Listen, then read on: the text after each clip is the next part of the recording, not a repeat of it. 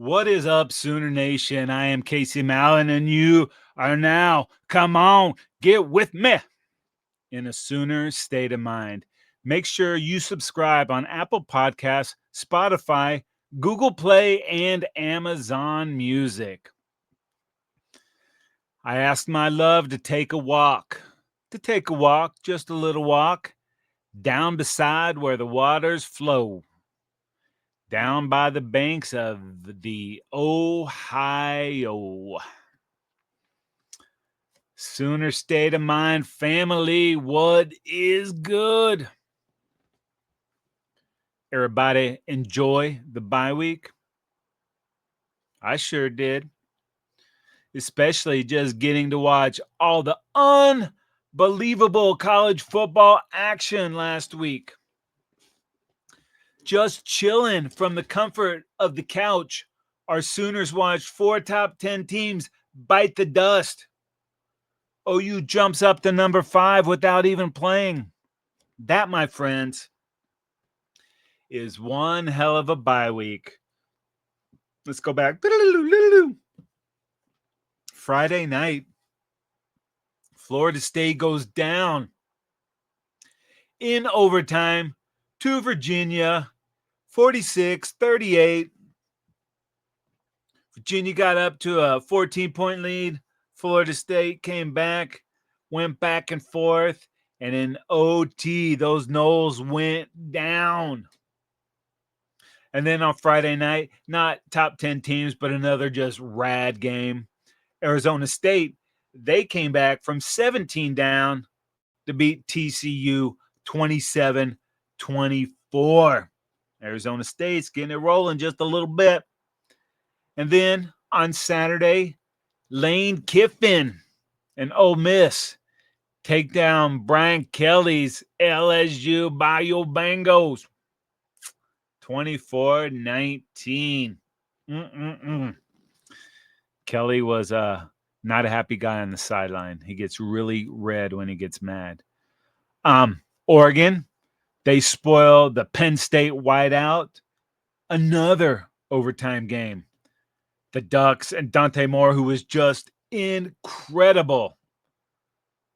They lost their 14-point lead, but still had enough to get it back to overtime and take down Penn State 30-24.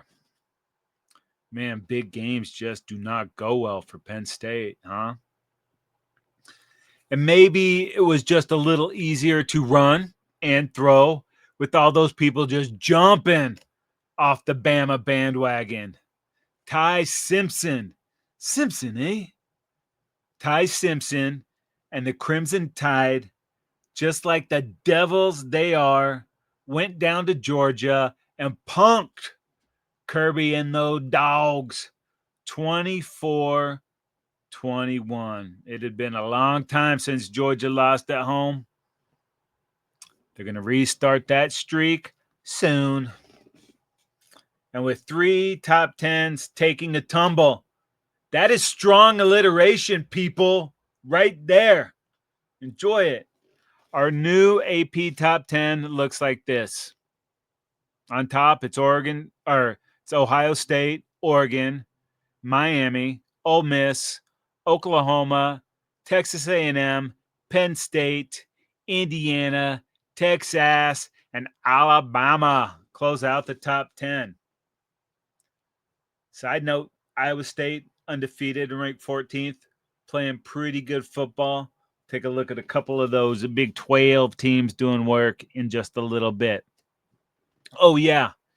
And Auburn, after spending so much energy crying the entire week about the loss to our Sooners, they go down to College Station and drop another one.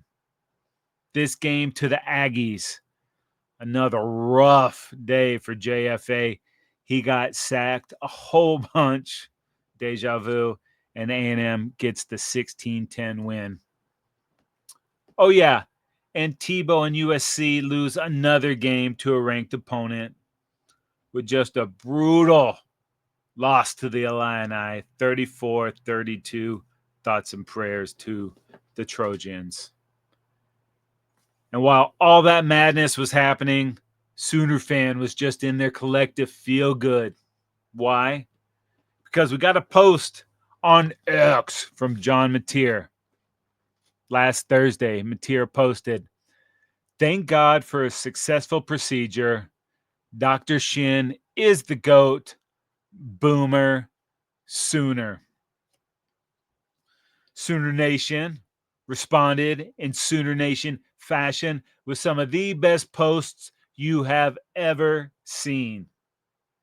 But that was the news we all needed to hear. Now, still no word on when exactly Mateer is going to be back. It was expected for that injury to keep him out a max of 4 weeks. But there has been a lot of speculation, or a lot. Maybe a lot is everybody wanting it, but some speculation that Mateer will make it back for the OU Texas game. Jared Goff was able to come back from very similar surgery by the same doctor in just 12 days. I'm not sure about that, but I will stay cautiously optimistic, and the Sooner State of Mind family can generate that collective conscious energy and push all those healing thoughts towards Mateer's thumb and this team. Now, with that surgery being done last week on Wednesday, that would officially give Mateer 16 days, not counting surgery day, not counting game day, to heal up and be ready to go, which feels like it might be just outside the realm of possibility. But even if that is the case, that he's going to make it back for this one, I am positive the Sooner Brass will keep that information completely under wraps until about 2:25 p.m. on Saturday, October 11th. But trust me, we'll have plenty of time to talk about that matchup after this weekend. The Sooners do have a game coming up on Saturday against Kent State. And in case you forgot, we got a dog ready to do work. He's been working and waiting for his opportunity. And now he gets to wait no more. Michael Hawkins is QB1 for the game against Kent State and possibly several games after that, or for however long it's going to take. And trust me, dude is more than ready to jump in and keep this thing popping. As a true freshman, last year Hawkins got 4 starts, including that road win at Auburn. Helped the Sooners overcome a 3-score fourth quarter deficit. You might remember that. Opened up the game with that 60-yard touchdown. Closed it off with a huge win. He played in 7 games overall, and in each game showed some electrifying tendencies, including putting his body on the line and going airborne more than once. Hawkins said about that experience he got last year, he said, quote, "I feel like it's a great situation to be in right now, just to have those guys around me and the support staff. Being in the fire last year helped me a lot just with my process and knowing the game and being in there and being able to command a huddle." That was last year. This year, his teammates are seeing it. Reggie Powers the third, who was also a true freshman last year, he said he's seen significant growth in Hawkins since he was called upon for the first time in 2024. Powers said, quote, "You can just tell the game is slowing down for him. Mike's always been a confident guy. He's never playing nervous or nothing like that. So when you see a quarterback doing that, It helps us have confidence in him. We know if he has confidence in himself, we can trust him too. And his brothers and his teammates fully trust him, as well as everybody around the program. You hear it. You're seeing it. The trust is there. And dude looks like he's been living in the weight room. Hawk is completely yoked. He's been dialed in and working hard, just waiting to get his shot. And one of the things that stokes me out about this cat, he could have bounced. When he found out Mateer was coming to Oklahoma, he welcomed it. He wanted the competition. He wants the team to be the best that it can, and he knew Mateer would help make that happen. And in the era of college quarterbacks jumping ship at the first taste of adversity, makes that even more special. This cat plays for OU because he loves being a Sooner. Could have chased dollars, could have gone other places, could have said, it's not fair, I'm not getting a start. He loves being a Sooner. And when you put in the work, when you bide your time, good things happen. And he's getting the start this weekend, and who knows for how long down the road. Hawk is built different, people. He's got all the intangibles. He does the right thing on and off the field. He wants the smoke. He wants the work. Can't outwork him. He takes care of everything that is in his control, and the stuff that's not, it doesn't bother this guy at all. And those are the qualities you want from your quarterback. Teammates feed off of that stuff. They look to you to be the leader. And when you're doing all those things the right way, it has an impact. And this is not like the situation last year. OC's moving in and out, not getting a lot of reps. He's had a lot of time in this Arbuckle system going back to the end of last year. And he had the bye week leading up to this game to get really dialed in. And I believe he is ready to lead this team, and he should have no trouble whatsoever against Kent State. He'll go out there and get right against those Golden Flashes. And then if he has to, no. If he gets to go against the hated ones, I think he will be ready for that challenge. But first things first. The opponent this week is the Kent State Golden Flashes. Kind of funny that the Golden Flashes play their games at Dick's Stadium. That makes me laugh. But this game is in Norman, where the Sooners are tough to beat. OU comes into this game as a 45.5-point favorite. The Golden Flashes, though, they did get their first win of the season last week against Merrimack College. The Golden Flashes took down the Warriors 21-17. Although the Flashes were actually down to the Warriors in the fourth quarter of that game last week. And I can't help but think that's a very bad sign for KSU. In their other three games against non-private Augustinian colleges from Massachusetts, they've gone 0-3 and have been outscored 159-52. Ugh, that ain't no good. This should not be a game after the first few minutes. And I'm going to go out on a limb and say that our turnover drought comes to an end on Saturday. And hopefully, when that drought does come to an end, it's going to open the floodgates for the rest of the season. Our defense is incredible. And they've been playing dominating football with no turnovers. Once those turnovers start happening, watch out. And even as dominant as they've been, there is plenty of room and ability to get better. Eli Bowen should be back for this one.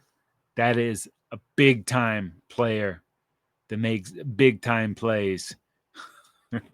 Coming on to a big-time defense already. And I'm sure the team is probably looking past the golden flashes. There's no way not to. They're looking past those golden flashes and not right at the flashes. But even so, everything in this game should go our way. Some of those young bloods on defense can come in and get some reps in this game.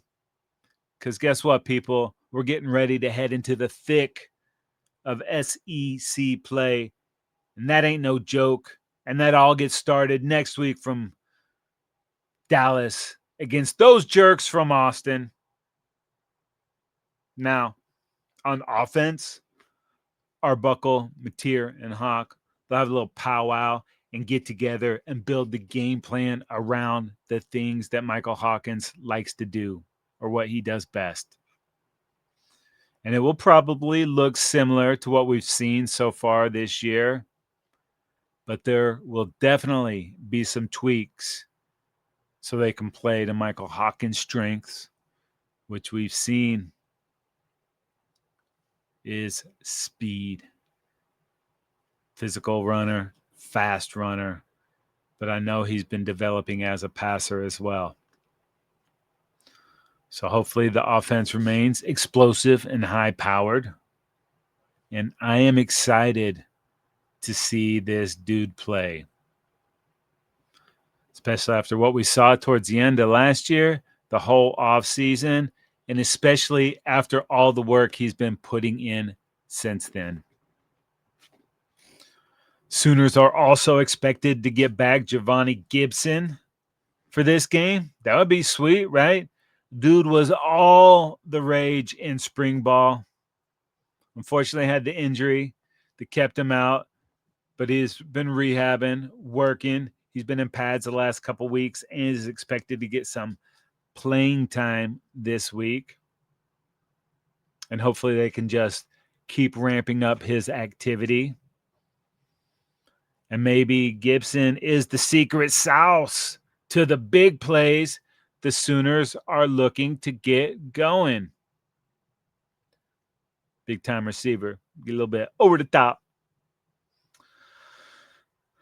This would also be a good time. This would also be a great time to get the run going. So far, it's been very inconsistent with almost no big plays other than the couple of big runs that Mateer has broken off. Now, part of that has been because of all the injuries up front. And maybe some of those dudes who are getting healthy will be held out of this game just to try to give them a little more time to heal up. Or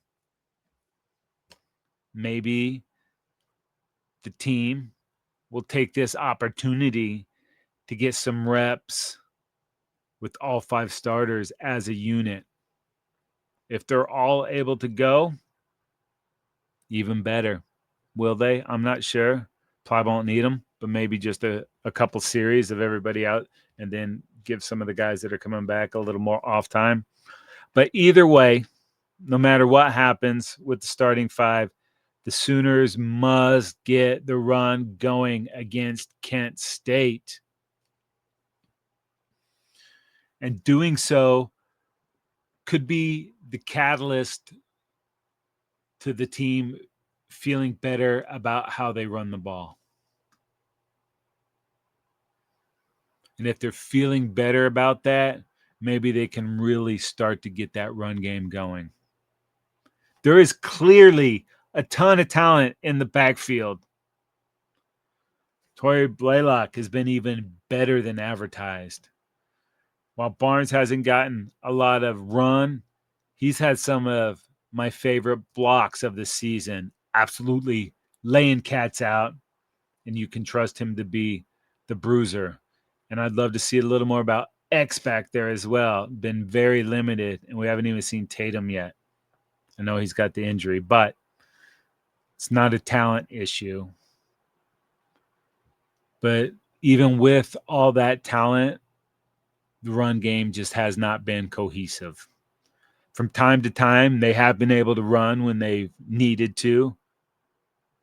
Specifically at the end of that Michigan game, they were able to milk that clock down. Now, Mateer did a lot of that work with his legs, but it's not been often enough that the team can run with the running backs when they have to.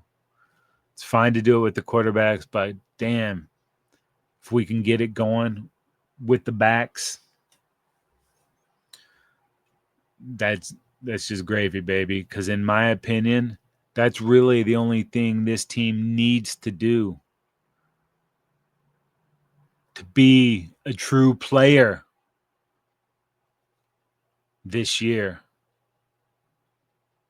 and to make it to the postseason.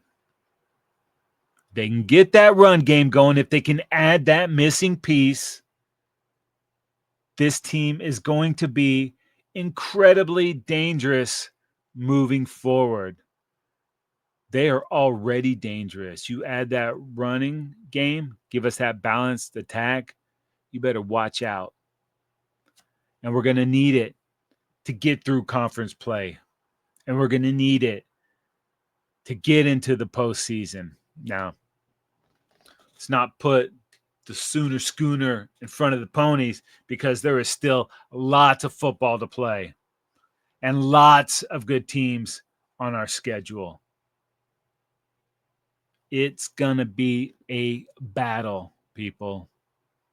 But this team has big-time expectations, and this team has big-time goals. And as a team, they are starting to get healthy everywhere. I'd rather have these injuries at the beginning of the season and move on to some health than have it go the other way. So knock on wood that we are trending in the right direction with the health of this team. But even with the injuries we've had, the depth on this squad, it's incredible, especially on defense. And if anyone is going to cry about the Sooners playing the Kent State Golden Flashes, STFU.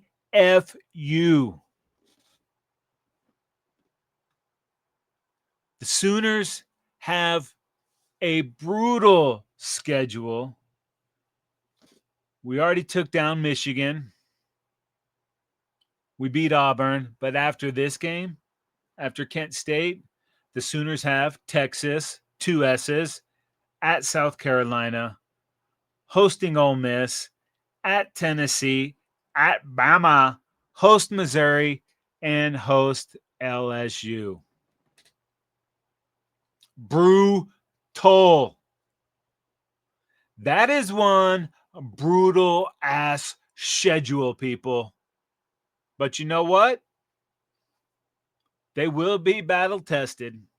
And if they can come out of those battles winning most of them, you better watch out, because this team is going to be on the verge of doing something special.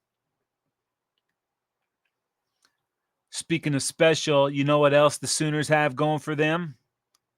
This Saturday, they are going to honor the 1985 National Championship football team. It's the 40th anniversary of OU's 1985 National Championship.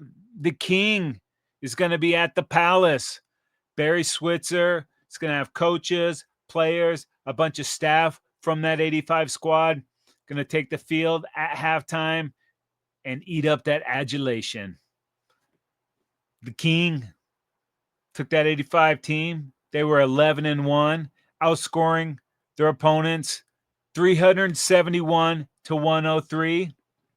They started the preseason as the number 1 team, and they fell week 4 to Miami. The Hurricanes, those dirty Canes, 27-14 in their fourth game. You might remember who started that game. You might not. Plucky young quarterback went by the name of Troy Aikman, was going to kind of transform the offense of the Sooners. He goes down with a broken leg. True freshman quarterback Jamel Holloway comes in. They get the option, the wishbone going, and they dominated the rest of the season, holding 5 of their opponents to 7 or fewer points, including kicking the crap out of Nebraska, 27-7, clinching the Big 8, going to their second of 4 straight Orange Bowls, taking down top-ranked Penn State, that creep Joe Pa, 25-10. And the Sooners were known for running. But that game, Holloway hits Keith Jackson, 71-yard touchdown. Lydell Carr had a 61-yard touchdown. Spencer Tillman was the main tailback, but Carr had the touchdown, throwing a few field goals, couple interceptions, and 13 solo tackles by a redshirt sophomore linebacker. He went by the name of Boz. The Boz used to drive a Corvette around Norman. Had the best hair in the biz. Brian Bosworth, the face of the Sooners. They go out shutting down Penn State, win the game, get that natty. And on Saturday, they will be honored. Switzer, Bosworth, Tony Casillas, Jackson, and RIP Ricky Dixon, all college football Hall of Famers. That 1985 Natty was the 6th for the program and the 3rd for the King. So if you're going to the game on Saturday, people, be loud and proud. Let them know, because that's part of the legacy, the blue blood legacy that is Oklahoma football. A little more good news for the Sooners. And let me just preface it by saying I try not to put too much stock into recruiting. A lot of these kids change their minds 2 or 3 times after they make that commitment. But, big but, the Sooners have added a couple of big-time gets to their 2027 recruiting class. 5-star offensive tackle Cooper Hackett. 4-star interior lineman Caden Penny. And they just added 4-star cornerback Mikhail McCreary to the mix. Couple huge gets for Bill Beatenbaugh. And why does he get them? Because they know if they come and get coached up by BB on VB squad, they're going to go to the NFL and they're going to make a ton of money. The proof is in the pudding. Look at the track record, people. Nonetheless, great gets for the program. Sooners have 5 commits to 2027. That makes them number 1 on the 247 sports rankings. I know. It's a lot of time. That is way down the road. Hopefully we keep all these guys in-house. But you see the type of program that Venables is building. You see the emphasis that he and the staff put on life outside of football. And parents can trust the university to not only mold their children into outstanding citizens, but they're going to develop them outside of football, give them life skills. That is important to this staff, and you're starting to see the effect of that reverberate. And players and their families want to be part of that. And that's why I think we're building something so special here. That's a huge part of it. Soul Mission is great. So completely stoked. there will be plenty more in that mix, and there'll be plenty more in the 2026 class as well. But we've still got football for this year, people. That stuff is way down the road. So for now, we've got some pretty good football coming up in week 6. Number 14, Iowa State, 5-0 at Cincy, who is 3-1. Cincy's a 1.5 favorite at home. Talked about how much I like how these clones are playing. And the betting world has them as road dogs. That's a head scratcher to me, but I haven't seen too much of Cincy play. But what I've seen out of Iowa State, I like it a lot. So it's probably shaping up to be a fun game. And we've seen in the past, Cincy can be a little tricky to play there. OU's had some struggles there, so we'll see what happens to the Rocco and the bunch. Number 9, Texas. 2 S's at 3-1 at Florida. The 1-3 Gators. Ugh.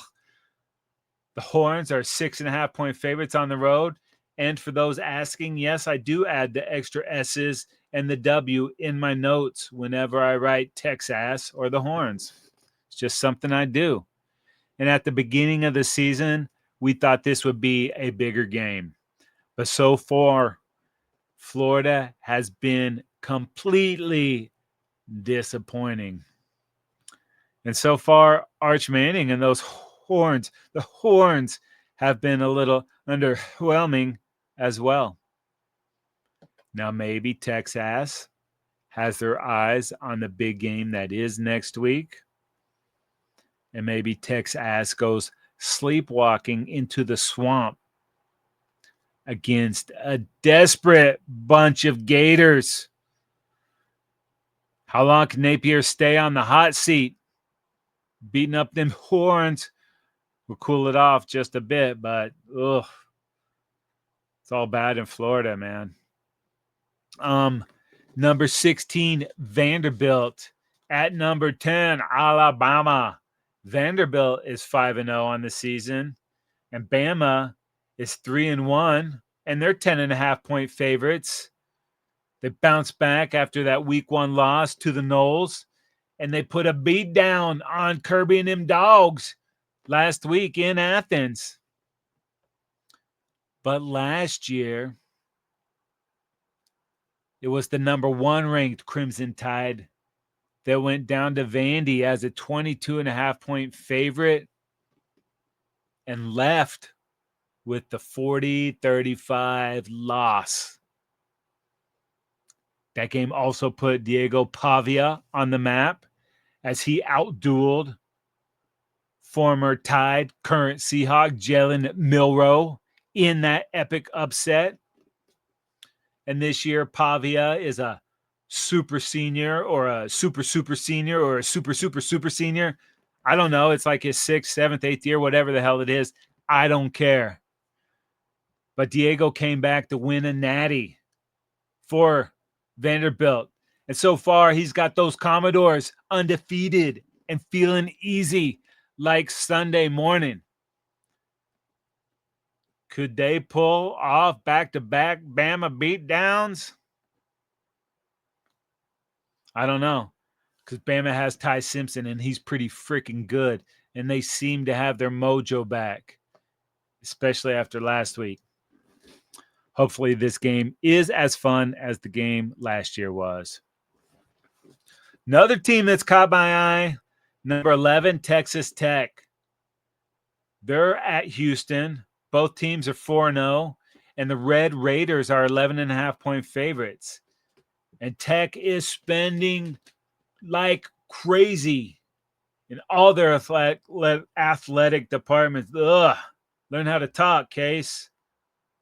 They're spending all that money, but so far they've been getting some big-time ROI. And as I like to say, if you can't be an athlete, at least be an athletic supporter. And I was really impressed how this Tech team went into Utah and put a beat down on the Utes. What is a Ute? I don't know. But they found out what a Red Raider is. Now, unfortunately, they're going up against honorary Sooner, Willie Fritz. If you know, you know. And he's starting to put his stamp on those Houston Cougs, so they will be ready to battle them boys from Lubbock. And I only hope that Houston will be wearing those Houston Oilers inspired uniforms. I don't know that they will be, but man, I hope so because they are sick. Then we get to double fist it for the nightcap. Little tasty game here. We're talking the number 3 Miami Hurricanes at number 18 Florida State. Canes are 4-0. Florida State's 3-1. Miami is a 4.5-point favorites. And the Noles are coming off that heartbreaking loss in overtime to Virginia. But beating these Canes would be just what the doctor ordered to get them right. Miami, behind transfer quarterback Carson Beck, have looked like one of the best teams in the country so far. They can run the rock, and they can play defense. For all the kiddies out there that just don't remember the way backs, this used to be one of the best and biggest games in college football. So hopefully this one lives up to that legacy.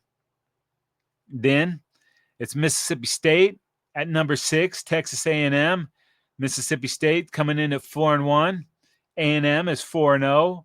A&M 14.5-point favorites. Former Sooner Jeff Lebby's Bulldogs had former Sooner Josh Heupel's Vols on the ropes last week. They just could not close the deal. And the last time I checked, that A&M defense was still sacking Jackson Arnold. And A&M has one of the most exciting QBs in all of college football in Marcel Reed. And Mississippi State is going to have to go full the Bruce Dickinson to pull off the upset. So much college football goodness, people. How stoked are you? Probably not as stoked as I am, because I stay completely stoked. Being stoked is a way of life, as is being in a Sooner state of mind. But if you want some goodness, head on over to Believe.com. That's BLEAV.com. Go to shows, type in Sooner State of Mind. That's Sooner State of Mind. And you're locked. We have a ton of great content. Every team, every topic, everywhere. Believe.com. And if you want to watch Sooner State of Mind, head on over to YouTube. Search the Football Dudes. We are there. Tons of great NFL content with the Football Dudes, too. While you're subscribing to Sooner State of Mind, go ahead and subscribe to the Trend Zone. We'll get you fixed for the entire weekend. People, exciting times are ahead, my friends. Get started this Saturday, and then you know what time it is. All right? My name is Casey Mallon, and I am in a Sooner state of mind. Sooner state of mind. Sooner state of mind.